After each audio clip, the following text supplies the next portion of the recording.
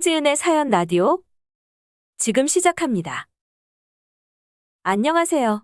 유치원생 아들을 둔 싱글맘입니다.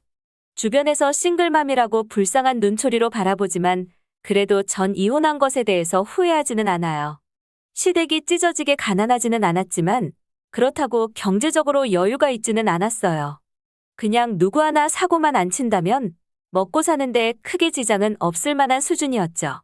그에 비해 저희 집은 지방에서 농사를 크게 지으셨던 친할아버지 덕에 경제적으로 여유가 있었고 지금은 부모님께서 작은 상가 건물 하나 월세 받고 계세요.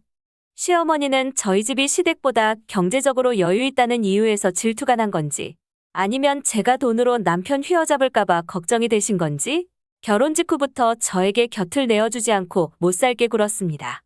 그래도 저는 가족이라는 이유로 다 참았어요.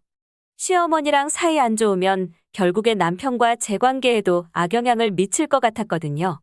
안부 전화 안 한다고 욕하셔서 매일같이 전화드리고 왜 안 오냐고 하면 시간 내서 방문 드리고 최대한 심기 안 건드리고 시어머니 입맛대로 움직였습니다.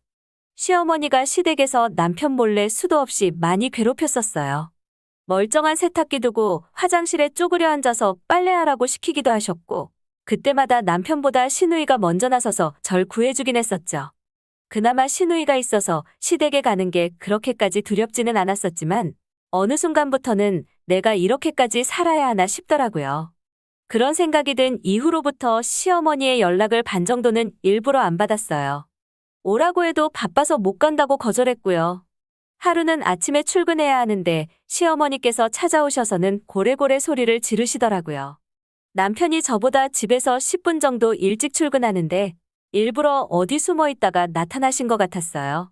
어쩔 수 없이 시어머니 집으로 모시고 들어갔는데 저한테 시어미 무시하는 싸가지 없는 년이라며 아침부터 걸쭉하게 욕을 하셨어요. 결국 저도 치사하지만 어쩔 수 없이 제가 들고 있는 최후의 카드를 꺼냈죠. 자꾸 이런 식으로 잘못한 것도 없는데 저한테 이러시면 생활비 지원 끊어버리겠다고요. 시어머니는 따로 경제활동은 안 하시고 시누이랑 저희 부부가 드리는 생활비가 전부였어요. 저희 부부가 드리는 것 중에서도 제 돈이 많은 부분을 차지한다는 것도 알고 계셨고요. 돈 얘기에 한 방에 조용해지셨지만 아침부터 찰지게 욕먹었더니 하루 종일 아무것도 손에 잡히지 않았죠. 남편한테 얘기하니 남편도 미안하다며 연신 사과하더라고요. 그 이후로 시어머니는 저한테 거의 연락을 안 하셨어요.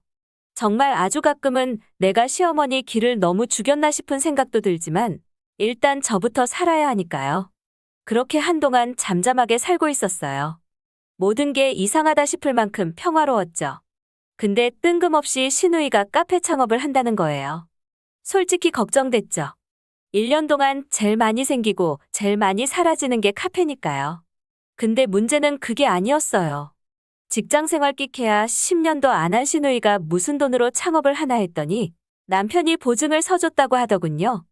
시댁에서 시누이 덕분에 곤란한 상황을 모면한 게 한두 번이 아니긴 했지만 보증은 절대로 용납할 수 없었습니다. 차라리 현찰로 얼마 줬으면 줬지 보증은 절대 있을 수 없는 일이죠. 시누이라서가 아니라 저는 정말로 조금 과장해서 부모님이 보증 서달라고 해도 거절할 거예요.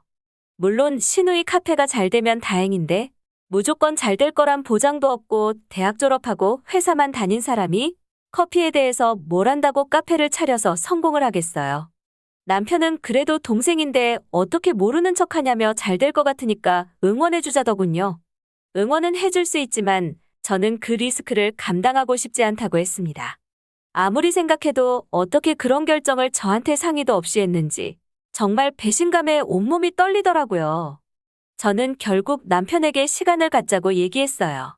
남편은 가족끼리 도와야지 어떻게 모르는 척할 수 있냐며 저를 오히려 독한 여자로 몰아가더라고요.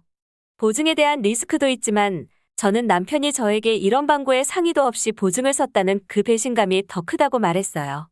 그런 중대 사안을 말도 없이 맘대로 진행하면 내가 앞으로 남은 평생을 어떻게 믿고 같이 살 수 있겠냐면서요. 남편은 저에게 그럼 어쩔 거냐며 이혼이라도 할 거냐길래 지금 현 상황이 철회되는 게 아니라면 난 이혼까지도 생각하고 있다고 했어요. 남편은 그럼 이혼하자고 대신 아이는 못 데려간다고 하더군요. 키울 조건도 안 되면서 괜히 얹어 놓는 게 뻔히 보여서 저도 그럼 데려가서 키우라고 했습니다. 시어머니 모시면서 시누이 뒷감당도 하고 아들 뒷바라지도 하면서 열심히 투잡 쓰리잡 뛰면서 살라고요.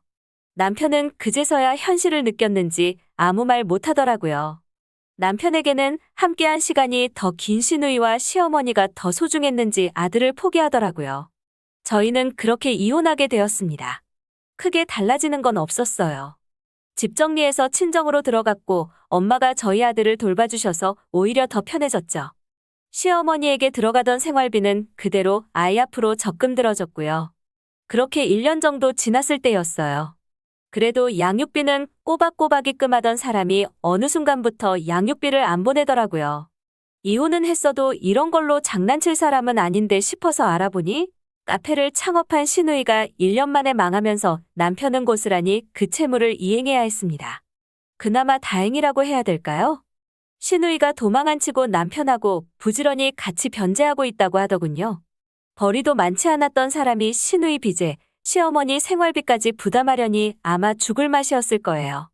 저도 그런 상황을 알고 나니 차마 독촉은 못하겠더라고요.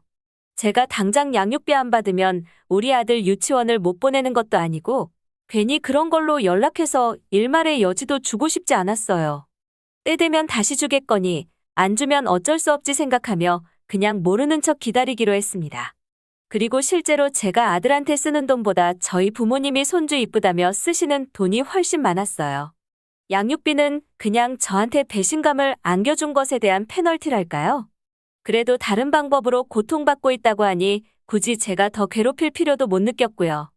저는 싱글맘일지언정 다시 사랑받는 딸로 돌아와 가족들과 즐겁게 살고 있었어요. 근데 뜬금없이 시어머니한테 연락이 왔어요. 생전 제 안부는 궁금한 적 없던 분이 뜬금없이 잘 지내냐고 하시더군요. 형식적으로 대답하고 저도 잘 지내시냐고 물어봤습니다. 기다렸다는 듯이 현 시댁 상황을 장황하게 풀어놓고는 먹고 죽을래도 돈이 없다며 호소하시더군요. 그러면서 조금만 도와달라고 하셨죠. 아마 대출 때문에 시어머니 생활비를 줄였는지 끊었는지 얼마나 절박했으면 저한테 연락을 했을까 싶더라고요. 시어머니한테 말씀드렸어요. 제가 이혼하고 어머님 챙겨드릴 만큼 저희 사이가 각별하지는 않았던 걸로 기억한다고요. 시어머니는 역시나 화를 못 참고 며느리가 며느리돌이도 안 하고 도망갔으면 돈이라도 가져오라면서 욕을 하시더라고요. 자기 손주도 훔쳐갔다면서 안 보여줄 거면 또 돈 달라고 하시고 그냥 처음부터 끝까지 돈 달라는 거였죠. 정신 못 차리시길래 딱 잘라서 아줌마라고 한번 불러드렸습니다. 그리고 저 더 이상 아줌마 며느리 아니니까 헛소리 어지간히 하시고 그럴 기운 있으면 식당 가서 참모라도 하시라고 했죠. 그리고 한 번만 더 말도 안 되는 걸로 돈 달라고 하면 양육비 밀린 거 소송 걸어서 개털 만들어 버릴 거니까 잘 생각하고 전화하라고 했어요. 사실 소송 갈 생각도 없었죠. 귀찮은 건 둘째치고 저 집구석하고 더 이상 얽히고 싶지 않았거든요. 최대한 빨리 제 머릿속에서 지워내고 싶었죠. 뭐 어쨌든 소송 건다고 하니까 노인네가 무서웠는지 말도 없이 전화를 끊어버리더라고요. 시어머니의 진상을 마지막으로 더 이상 시댁에서 어떠한 연락도 없었습니다. 착하긴 했지만 바보 같은 남편 때문에 뻔히 보이는 지옥구덩이에 내 남은 인생을 던질 수는 없잖아요. 시댁에서 평생 피 빨리며 살 거 생각하면 불쌍하긴 하지만 저도 제 인생 행복하게 살 권리가 있으니까요. 늦지 않게 탈출해서 정말 다행이라고 생각해요. 지금은 비록 이혼녀라는 타이틀을 획득했지만 그래도 행복합니다. 시어머니 생각만 하면 제 인생에 두 번 다시 결혼은 없을 것 같아요. 홍지은의 사연 라디오. 오늘 이야기 여기까지입니다. 재미있게 들으셨다면 구독과 좋아요 부탁드립니다.